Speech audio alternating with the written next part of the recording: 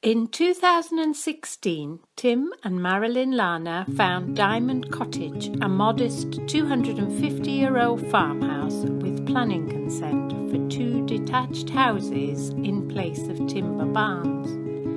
We'd long dreamt of living in a passive house, and here was an opportunity to make it a reality.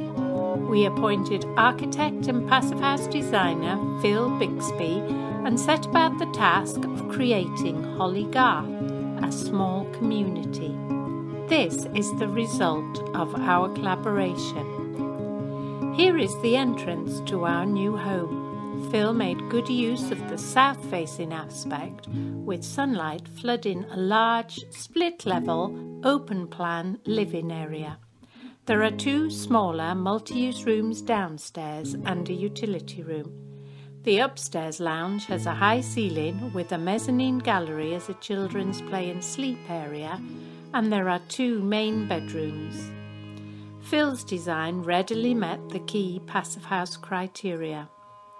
We appointed BuilderKit as the main contractor to build the 2 houses. They already had experience in passive house construction, clearly specialised in quality builds, and came with our architect's recommendation. Their external walls of the factory manufactured closed panel timber frames incorporate over 300 millimetres of rock wool insulation.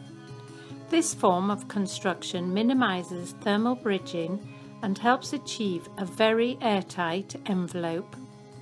The frame, including the roof, arrived on the back of flatbed trailers and was erected in 3 days in January 2018, followed soon afterwards by the installation of roof tiles, doors and windows. The south-facing roof delivers 7 kilowatts of electricity generation on a sunny day. Ventilation with heat recovery is a key feature of the passive house concept, and the early design of this element is essential. Fresh air, constantly delivered to the whole house, operates silently. We rarely use our opening windows, with the exception of our motorised roof light, which, with the open patio door, helps us keep the house cool and airy in high summer. We would advise sizing windows primarily on the basis of daylight, escape, and cleaning requirement. Temperatures are really stable day and night. The inbuilt shading ensures it's never above the outside temperature on hot days, and even without heating, it does not fall below about 16 degrees centigrade during the winter. When needed, the whole house is warmed by underfloor heating run overnight, and we benefit from thermal gain, especially on cold, bright days. We've never found it necessary to heat bedrooms. In many ways, the core of our home is the plant room, which houses our Solax inverter, a battery which helps make good use of the excess electricity, a large hot water tank, and the Zender ventilation unit. The plant room is the warmest part of the house, great for drying winter washing. We're able to heat the house, provide for all our energy needs, and still export over half our generated power. Our winter electricity use is less than our export to the grid during the rest of the year. So on that basis, we could call our home a power station.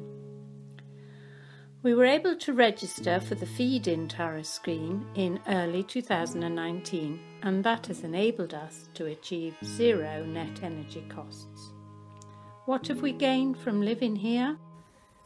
This house is so comfortable and such a light, airy and healthy place for us to live. It just oozes well-being and it's very easy on the wallet. Our granddaughter Isla has lived with us during the virus lockdown period. This is a very spacious house, plenty of room and lots of fresh air.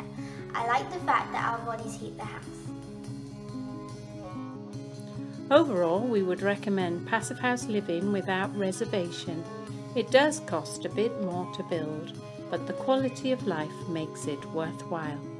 Even if you end up with a slightly smaller house, the open living space is much more useful, and you're leaving behind a green legacy which will continue to bless future owners for decades to come.